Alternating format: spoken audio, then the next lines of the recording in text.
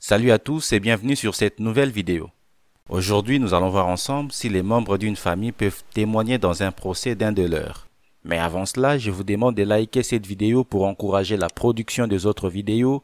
Je publie régulièrement de vidéos de droit. Pour ne plus manquer mes prochaines vidéos, je vous demande de vous abonner et d'activer la cloche des notifications.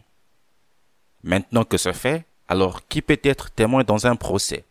Vous devez savoir que toute personne qui n'est pas partie au procès peut être appelée à témoigner en justice, à condition qu'elle ne soit pas frappée d'une incapacité de témoigner. Contrairement à ce que pensent la plupart des gens, les membres de la famille sont également autorisés à témoigner lors d'un procès d'un de leurs proches.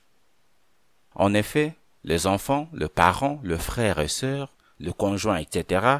ne sont frappés d'aucune incapacité de témoigner dans les litiges de leurs proches. Le cas du conjoint doit néanmoins être nuancé.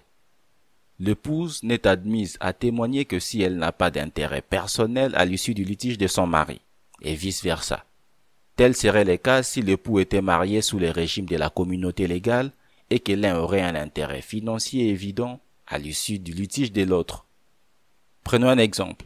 Un père qui est passager dans la voiture conduite par sa fille peut témoigner si cette dernière est impliquée dans un accident de la circulation à ces moments-là.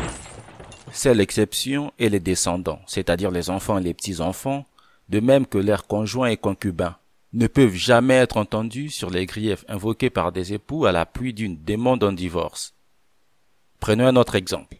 L'épouse qui sollicite le divorce ne serait pas admise à demander à ses enfants mineurs ou majeurs de témoigner en vue de prouver les griefs qu'elle reproche à son mari.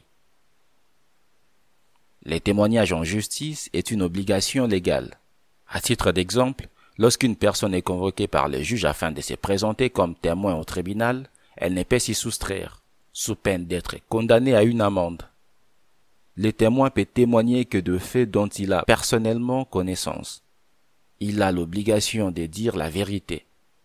Les faux témoignages constituent une infraction pénale qui peut être punie de peine d'emprisonnement.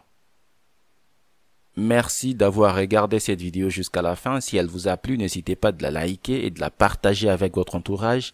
Abonnez-vous si cela n'a pas encore été fait. N'oubliez surtout pas d'activer la cloche de notification. Si vous avez le temps, je vous prie de regarder notre dernière vidéo en cliquant ici ou de regarder une vidéo aléatoire en cliquant ici. Quant à moi, je vous dis à très bientôt.